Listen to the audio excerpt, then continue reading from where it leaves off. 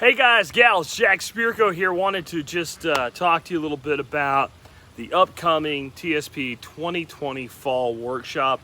I got a lot going on with this, and I just thought maybe a video was a better way to convey how badass, how cool this one is going to be, because it really is.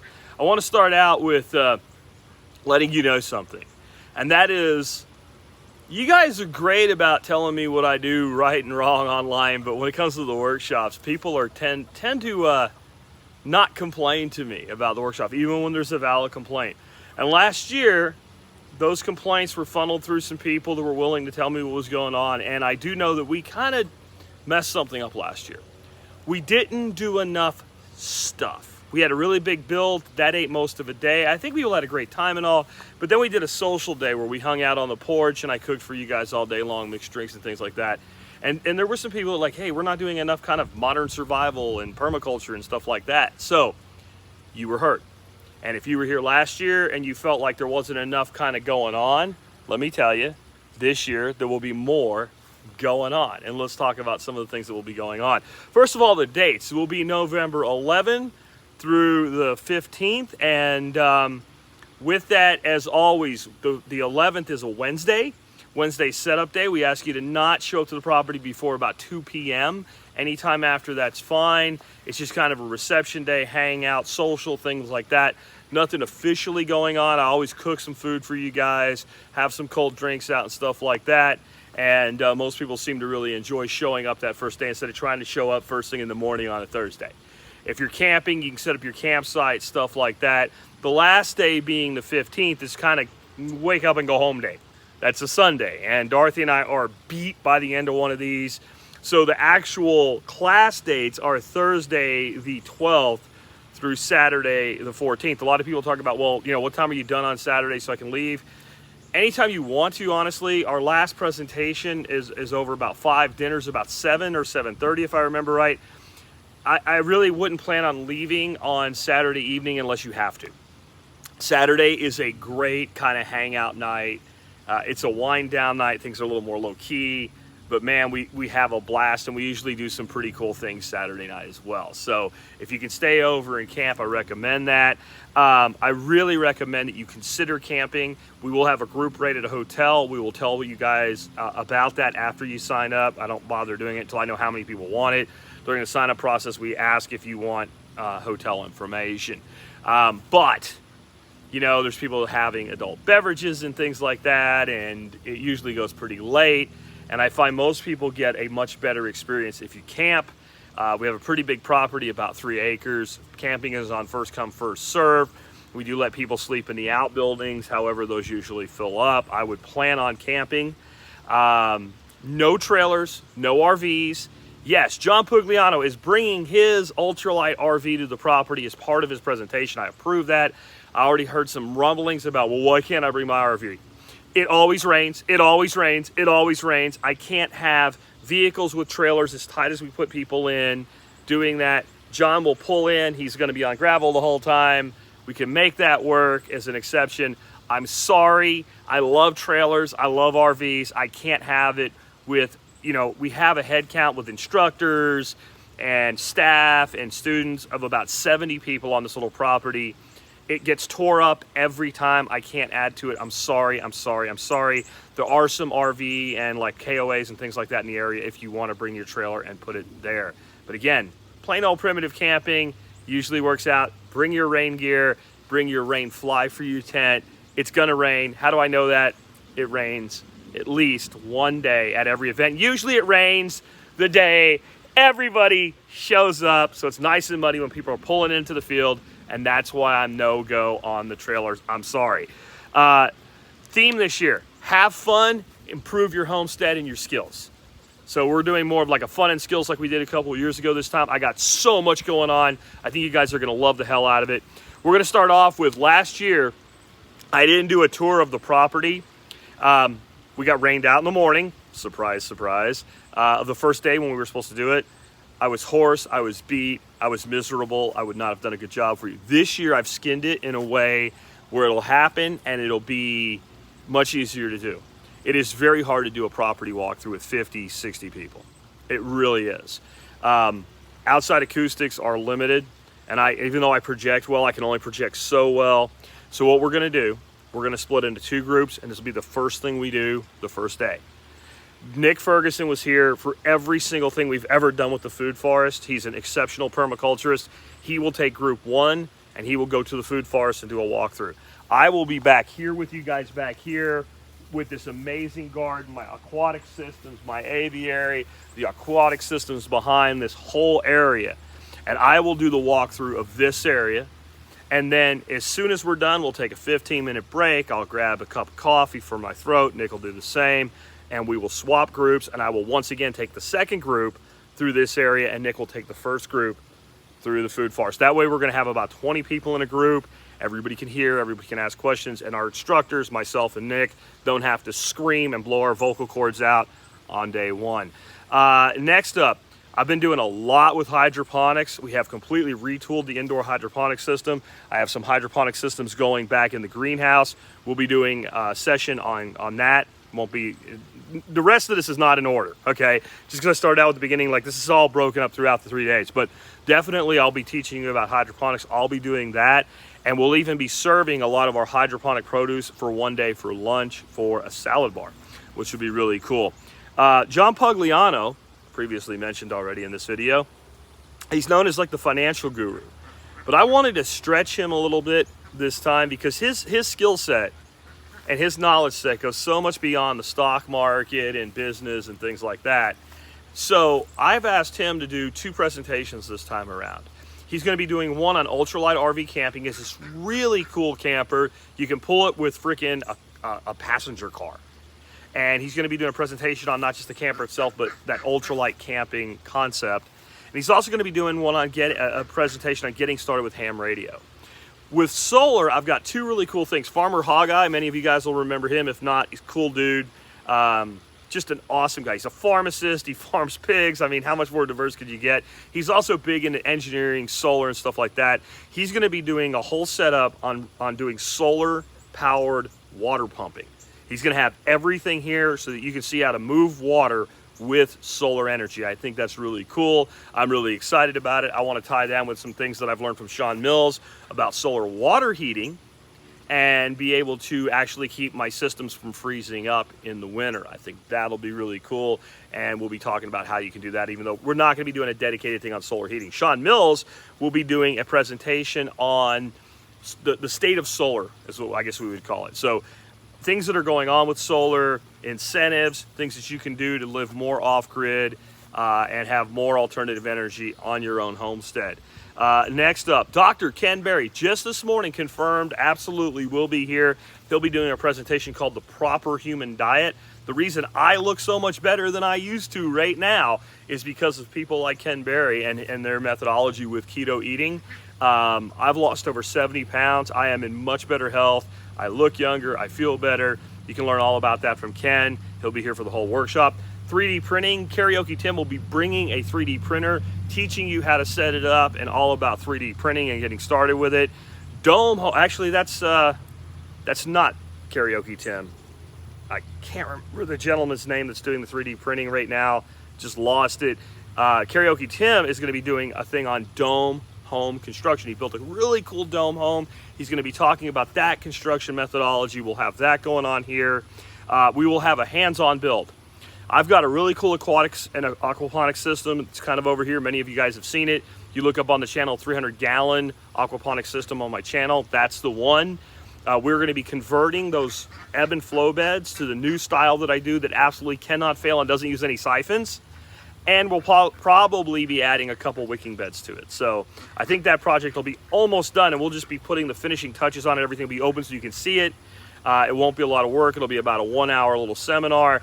That way you'll see it all go back together, know how it goes. We'll actually get something built here while you're here, but we won't eat a whole day with a build like we did last year.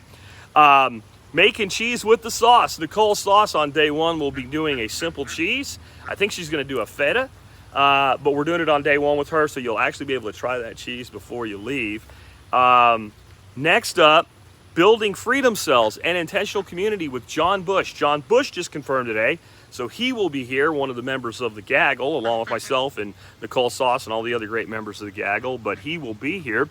We're going to have also something I think is going to be cool this year. I've left a 1-hour window at the end of each day for working sessions. We'll have a great big whiteboard set up. Anybody that wants to present on anything can say, this is what I'll be talking about, this is about how long it'll last, and this is where I'll be. You know, in the garage, out at the gardens, whatever. And if you want to do that and you really love what you're doing, you can do the same presentation 2 or 3 times. Because maybe people will want to go listen to somebody talk about one thing one day, but then you the next. So we'll kind of track that one where you have multiple presentations at multiple times. I'll give you a full briefing on that the day that you guys get here when we do the safety briefing and what have you. And people can right away start listing what they're going to be doing and where. And make sure when you do that, you list how long, because if people are going to do like little 15-minute get-togethers and stuff, we can actually space that out to where more people can talk to more people and get more things done. That'll also be a good break time for those that don't want to do those sessions, go take a shower or what have you. Next, cost. I was thinking about raising the cost to $550 instead of $500. I was only going to do that if we were going to do a pig roast. I got the estimate back from the caterer. We're not doing a pig roast. I'd have to jack you guys up at least $50. That still wouldn't even cover the cost of just that one thing. I'd like to do a pig roast, but not that bad. I would rather keep my price where it's been for 8 years now, which again is $500, $150 deposit. When the classes go on sale on Saturday this coming week at 10 Central Standard Time. I believe that's September the 12th. Anyway, if you're watching this video, it'll be in the show notes.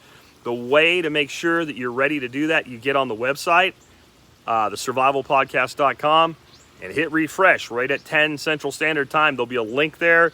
You can sign up. When the tickets sell out, they're gone. I'm sorry, I will run a wait list. We sell out every year, usually within an hour, sometimes a couple hours, sometimes a day.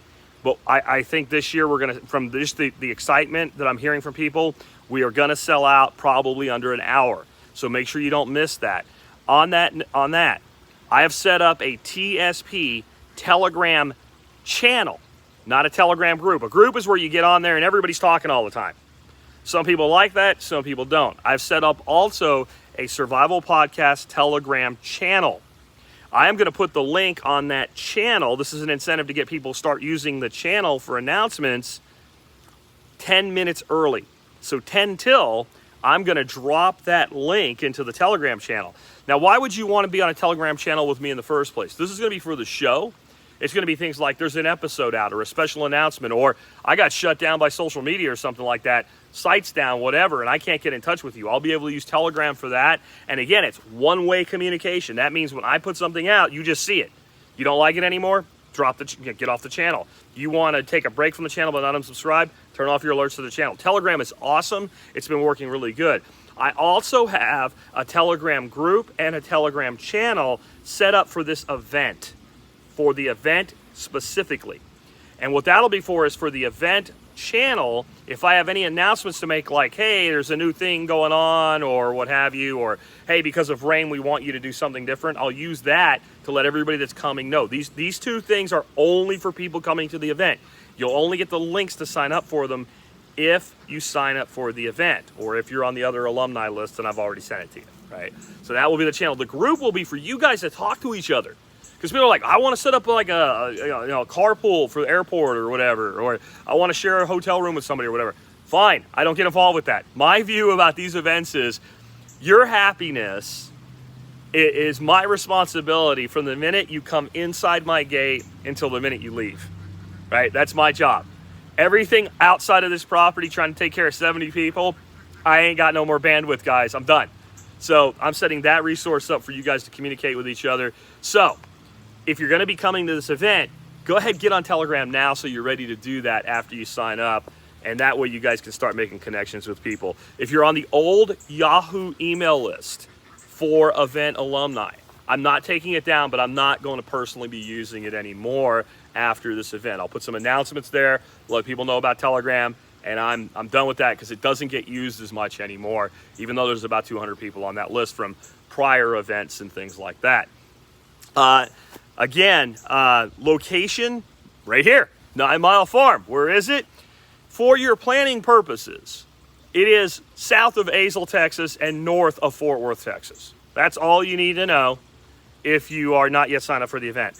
When you sign up for the event, you will get an information packet that tells you everything you need to know about the event. It talks about barter blanket and what to bring.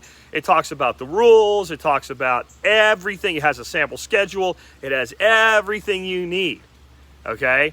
And it also has our address and directions to get here. We don't put that out publicly. It wouldn't be hard for you to find it if you really wanted to, but we kind of keep that as far as like handing it to people for the event. But best airport to fly into, Dallas-Fort Worth.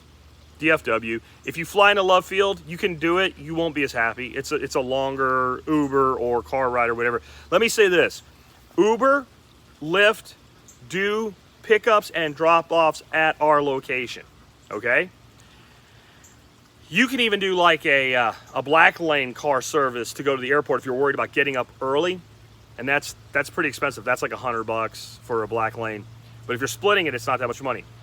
If you're coming here and you're flying in and you're flying out and you don't have any other plans, I really think for us, it helps us if you don't rent a car, because it's one less car we have to see to parking on the property. That's our biggest struggle when we do these workshops.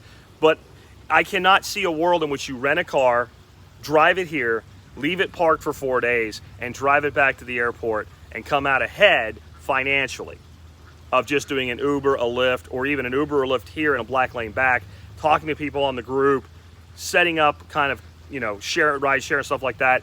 I just think you'll save money that way. So even though it is in my best interest for you guys to not have vehicles here that don't need to have vehicles here, there's no need. There's always people here. There's always people willing to help out. If somebody needs to run to the store or something, there's always a way to make that happen. You just come out ahead with Uber or Lyft. And like I said, even a black lane if you're worried about leaving really early. Sometimes people are worried real early in the morning. Getting an Uber or a Lyft out of here because we are a little remote might actually be an issue. But again, you can always set up kind of that airport shuttle or black lane or something like that, and then load share that with other people. Food's going to be awesome, even though we're not doing the pig roast. Here's what we got going on with the food this year, guys. So I found this really cool place in Fort Worth. This is like an off-the-hook Mexican place, tacos and stuff like that. They do this thing, it kind of looks like the Greek thing that they do the gyros with, you know, with the big spit and the pork spinning around and the big flame going and the flat top griddle, and they hit it with that, and they've got all the fixings and all that. That's going to be one night's meal. Another night's meal, we're going to do our typical rotisserie chicken and the fixings. And then Saturday night, we do our big meal. That's going to be brisket, black pepper sausage, and some other stuff I can't tell you about yet. But it's going to be awesome when we're doing the taco catering night, since like the staff is pretty free that night because they don't have to actually see to the dinner because it's being catered. We're going to run a margarita bar, and yours truly, I will be tending the margarita bar, making margaritas for you. We'll probably have 2 or 3 different varieties of margaritas you can pick from. We're not going to get everybody plastered or anything with it. We'll kind of limit everybody with the margarita bar to a couple drinks. But guys that know me know I make real margaritas, not the fishbowl sweetened Kool-Aid crap that you get at Mexican restaurants like On the Border. I make the real deal, the real margarita for real. With that, that's it, guys. I really hope you do consider coming. Kind of my big pitch on this to people that have never been before, that are wondering, like, you know, it's a lot of days and it's expensive. I mean, $500 is, you know, it's real money. And again, I think for a lot of people, the time commitment is a bigger thing than the money. About 60 to 70% of students, and I'm not even counting staff here, because staff's the same people, they come back over and over again. About 60 to 70% of our students at every event, we've been doing them now for, this will be our 8th year of doing them. We've probably done 20, 22, 23 events, because we used to do 2 or 3 a year. Now we only do 1. 60 to 70% of people at any given event have been to more than 3. There's a reason that people keep coming back over and over, year after year. We do it right, and the people are the real reason. Like, we do a good job, and I promise I'll do a good job for you again. I promise that. But you will never spend 4 days with the type of people that you will do it with here anywhere else in the way that we do it. It is completely unique. It is a brotherhood and a kindredship, and there have been so many relationships formed. networks developed, businesses started. You will, if you've never been before, if you can make it happen, come on out. As far as COVID and all that crap, this is what I'm asking. You don't have to wear it. Bring a mask. Bring a mask in case one of the local Karens, and we don't have a lot of them around here, but we have some, in case one of the local Karens calls the authorities. We already have connections with the Tarrant County Sheriff's Department. We're out in the county, so it won't be local PD. It would be Tarrant County Sheriff's. They said they would only come by and check on things if there was a complaint. We asked if we should have less people, or they said no. So have a mask, and that way if the county mounties show up or whatever, we'd be like, everybody's got their mask. Otherwise, we're going on with life here. We're not really worried about this at all. I think COVID will be, as far as case count, deep in the rearview mirror by then. But unless something happens between now and then that says you legally cannot do this, we're rolling and we're not worrying about it. I would say this: if you're sick, don't come. If toward the end, you're getting ready to come, you come down with an illness and you feel really sick, don't come. And don't worry, I will give you a refund if that happens to you. Anyway, with that, tickets go on sale when? Saturday morning, 10 a.m. Central Standard Time, and I do hope to see you there.